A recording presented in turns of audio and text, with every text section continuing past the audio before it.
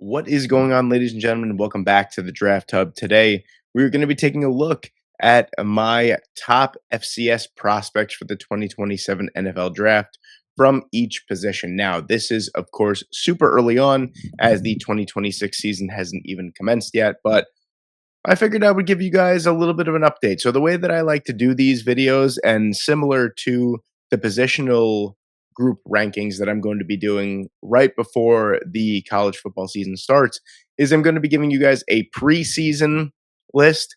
I'll be giving you a mid-season list. And then, of course, at the end of the year, more closer to the draft, I will be giving you guys a postseason or right before the draft list. So we'll see how this list changes as time goes on. But before we get into this video, if you guys enjoy college football content, NFL content, transfer portal news, or NFL draft content, please leave a like and subscribe to the channel. Today, I'm trying to hit 10,000 subscribers for the 2027 NFL draft. And with your help today, that is certainly possible. And if you don't want to subscribe, at least leave a like, maybe a comment, and we will get this video out to more of an audience. But without further delay, let's get into it here. So we're starting with the quarterback position, of course, and this is going to be Ty Pennington from Northern Arizona. No, it is not the host of whatever the hell that no, not Home Improvement. That's definitely not what that is.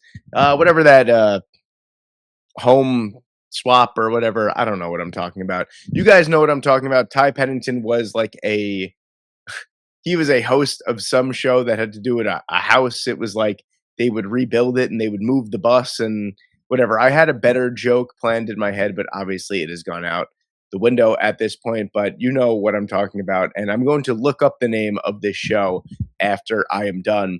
And I am going to slap my forehead saying, oh my God, I can't believe I just made a fool out of myself. But please, in the comment section below, let me know what the name of that show is. But yes, Ty Pennington, Northern Arizona quarterback here. He's quite good, actually. Last year, he had a really solid year. 3,116 yards, 19 touchdowns, 4 interceptions on 65.7% completion percentage. 6 foot, 217 pounds. Really, really good overall passer of the football, high velocity, accurate, quick release, polished mechanics, good decision making as well. So, the one big thing for me here on the negative side for Mr. Pennington here is the overall size and the overall arm strength itself. But I think Pennington, he also was named to the Walter Camp watch list as well. So, pretty big aspirations for an FCS quarterback, if I do say so myself. He led the Lumberjacks last year to a quite exciting season. I really like these uniforms as well for NAU. So that's what I would say. He's someone that certainly, you really have to watch this year. I think overall the accuracy and the processing and the football smarts for the quarterback position are kind of second to none in the FCS this year as well. So we saw Cole Payton get drafted rather high for an FCS quarterback last year. What was that, the 5th or the 6th round? He got drafted. I firmly expect Ty Pennington to be someone that is going to certainly get looks at the end of the day when the NFL draft does roll around. I really do think that he does have the goods to at least battle for a backup quarterback spot. And who knows, once you get a backup quarterback spot, you never know who's going to be good. But Ty Pennington is someone I would definitely look out for this season.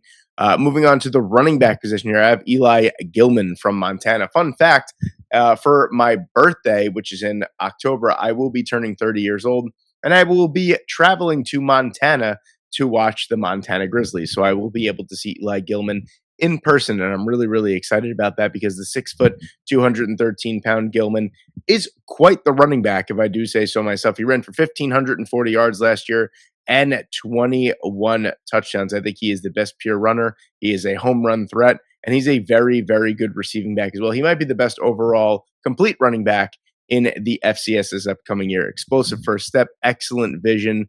He's got that home run ability. He's a physical runner at 6 foot, 213 pounds. He certainly has that kind of can do it all ability from the running back position. And, the NFL is no stranger to FCS running backs succeeding at the NFL level in general in some way, shape, or form, whether that be kick returners, punt returners, whatever it may be. You certainly see a ton of FCS running backs in the NFL. So I think Gilman is a player that will actually wow a few people with his pro day or with his combine if he does get invited to the combine. I think he's going to be really good. And we saw Mike. He kind of reminds me of Mike Washington. I know Mike Washington kind of, lit the NFL world ablaze this past week with his preseason performance in week one. But yes, Eli Gilman is a player that I would definitely keep my eye on here. For the wide receiver position, I have Marquise Buchanan from Rhode Island.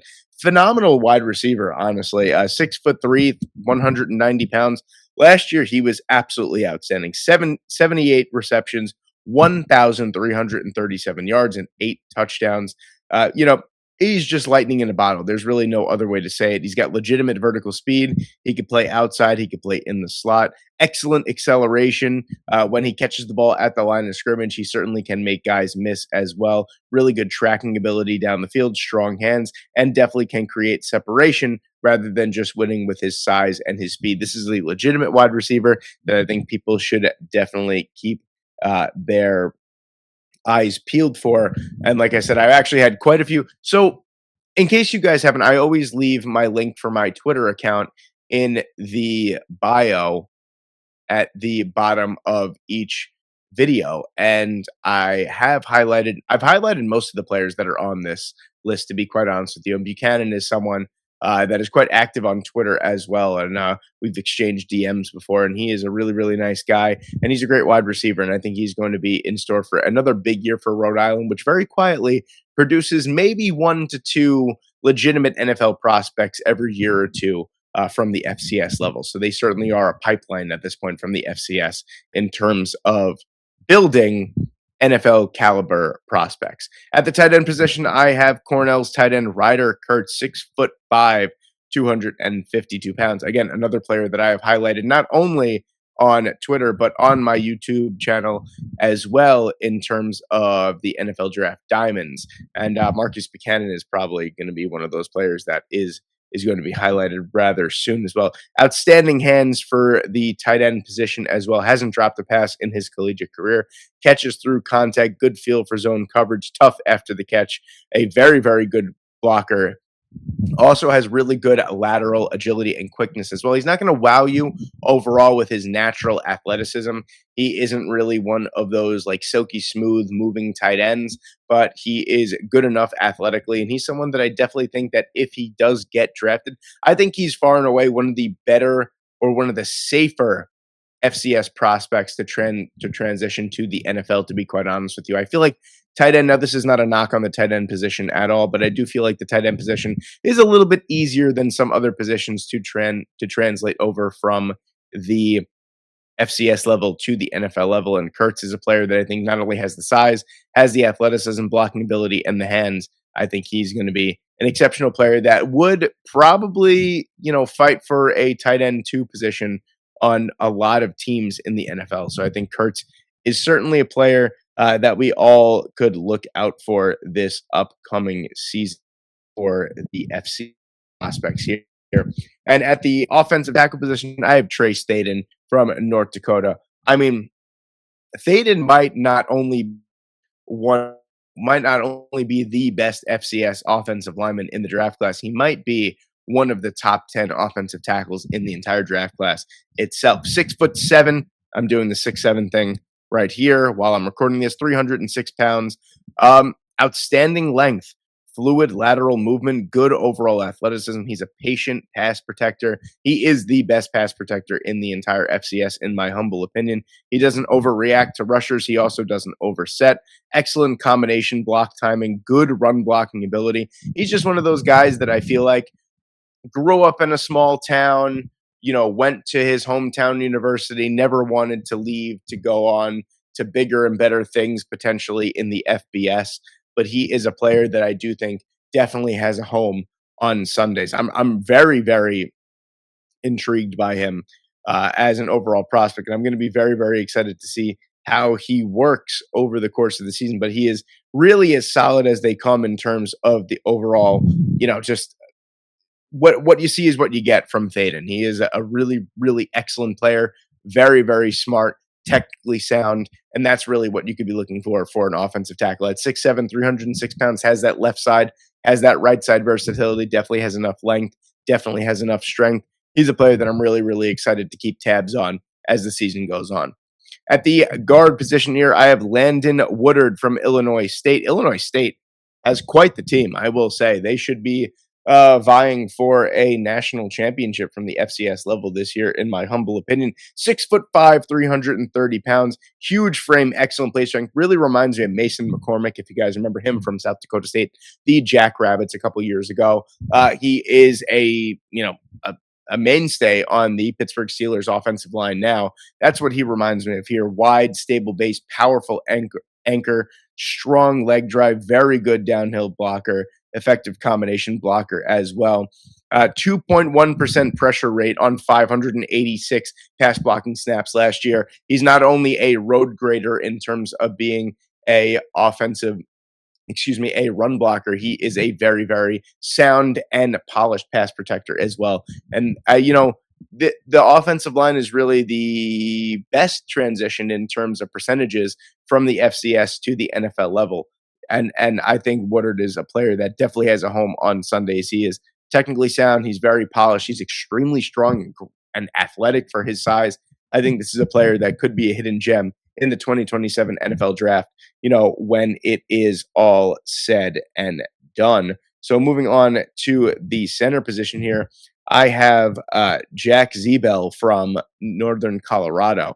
So I think he's one of the best kept secrets. Again, this is another player I highlighted on my Twitter. 6'4", 322 pounds, a 77.4 overall run blocking grade last year, 1.5% pressure rate as well. He is just technically sound, great lateral agility and quickness, refined run blocker, quick transitions and pass protection, and very athletic and nimble as well. I'm looking at this photo right now of Zebel, and I'm not looking at someone that is 322 pounds. He wears it very, very well. Extremely quick off the line of scrimmage, very, very smart, technically sound. And that's really all that we could be looking for from a lot of these players, to be quite honest with you. The FCS level obviously is still Division I, but it is definitely difficult in its own right. But Zebel is a player that I think could have made that transition from Northern Colorado to the FBS and would have had a seamless transition. So he's another player that I think is going to be tucked away as a hidden gem on the offensive line. I do think FCS offensive linemen really do transition to the NFL quite well. And I think Zebel, with Woodard and with everyone that we've highlighted so far, I think could have an easy transition. Moving over to the defensive side here on the edge, I have Lance Rucker from North Dakota, the second North Dakota player on this list. 6'3", 244 pounds. I mean, he's incredibly strong. Look at the photo of him. He definitely wears his frame quite well. A little bit small for the edge rushing position, but he's got great length. He's incredibly athletic. He's versatile. He can play all over. He can play off ball as well. He really reminds me, I'm not saying he is Arvell Reese, but he really reminds me of Arvell Reese as a prospect where, he's got the strength, he has the length, he has the athleticism and quickness and speed to play off the edge, but he also has the instincts, coverage ability, and run defense ability to play off ball as well. He's a really, really exciting prospect. Had 10.5 sacks last year for North Dakota. Very, very interesting player. Can play with his hand in the dirt. He can stand up and play off the edge. And he's got great developmental upside as well. So this is a player that I'm really, really looking forward to keeping tabs on throughout the season.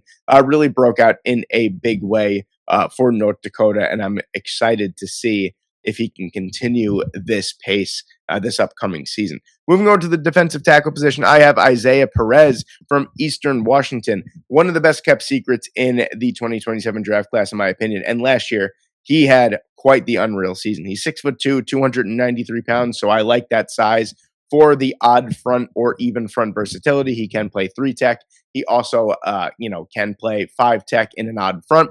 He can use that athleticism and that explosive first step, in pass rushing situations.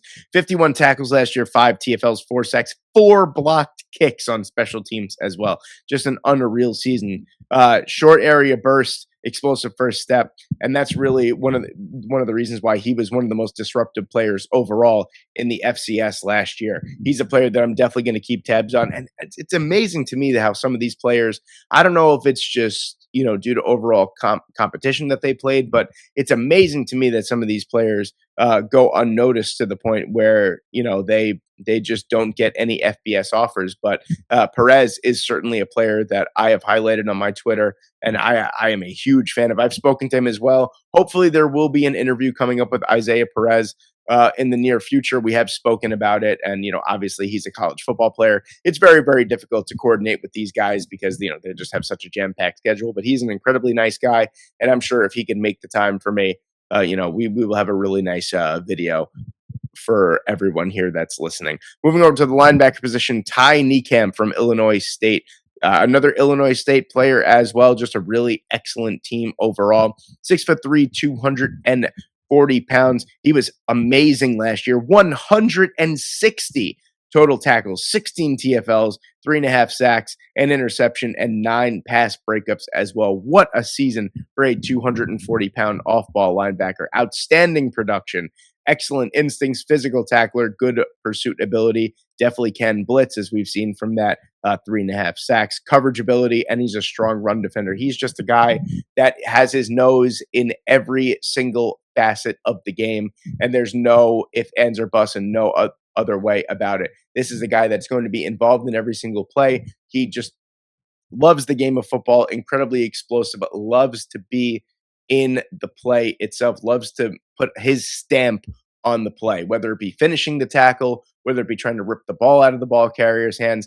Niekamp is around the ball whenever it may be. Now, at the very least, I would think Niekamp is a player that would be on NFL teams' radars as a special teamer. But overall, he's just a sensational player that I really do think, will get quite a few looks when it's all said and done. At the cornerback position here, I have Damian Henderson from Harvard, 6 foot, 180 pounds. Really good size for a corner. Doesn't look like 180 pounds. Looks like he plays a little bit above that. The ball production certainly is there. Last year in 2025, he had 46 tackles, 2 interceptions, 6 pass breakups, earned a second team All Ivy League honors. The size and the ball skills are certainly prevalent. Experienced player. This is going to be his 4th year starting. He's a physical player, good awareness in coverage, and shown that playmaking ability. I mean, this is a player, again, I love players from the Ivy League because there's one thing that you know for certain from players from the Ivy League. They are smart. They understand concepts. They understand schemes. They understand football intelligence and football IQ as well. And that's just because they are just smart people overall. Not saying that other people that don't play in the Ivy League aren't smart, but for one thing is certain, you know that you're going to get a smart, heady football player. And that's exactly what Henderson is. Now, the cornerback position is a little bit of a gray area, in my opinion. I do think last year was way better in terms of the talent that was available, but this is during my early evaluations so far this year. So hopefully by the midseason mark, this list will be a little bit different. Maybe the FCS games that are being played will open my eyes up to players that are a little bit better. But for now, I think Henderson is a player that, kind of has that ability, that size, that physicality, overall athleticism, and ball production that can translate over to being drafted, or at the very least a UDFA, making a NFL roster in 2027. And the last player I want to highlight here for the FCS is Montana State Bobcats safety Caden Dowler, 6 foot, 200 pounds. He had a phenomenal year last year for Montana State. For the Bobcats, 6 interceptions, 2 forced fumbles as well, 6 foot, 200 pounds. He is a player, 5th-year senior this year. He's a player that can certainly hold his own in the box as a run support safety. Obviously, the ball production is there. He actually didn't have an interception. He only had 1 interception in his first 3 years of college before last year, where he had 6 interceptions for 267 yards and 2 pick sixes as well. He really solidified himself as a bona fide playmaker and a bona fide star from the FCS position at the safety, or from the FCS level at the safety position. He's a player that the safety position is jam-packed with a lot of players. I really wanted to highlight Rex Connors as well from UC Davis. So this list is definitely subject to change, but I think Dowler was a really big reason why Montana State won the FCS championship last year as well. Just an absolute ball hawking safety, really came into his own. And like I said, at 6 foot, 200 pounds, he's certainly going to find a home as, a box safety, someone that could play single high, really, really plays well in match coverage against tight ends and running backs. So this is a player I'm super excited in his last year in college football as a fifth-year senior. I'm excited to see the transition from how he's going to do from a 6 interception season to this year. Hopefully that production can kind of stabilize a little bit and we could see a little bit more unlike the 1 interception from the 3 years prior. But there you have it, ladies and gentlemen. There are my FCS prospects to look out for every single position for the 2026-27 college football season. Let me know what you guys think in the comment section below. Thank you all so much for watching today. I do hope you enjoyed, and I hope I see you in the next one.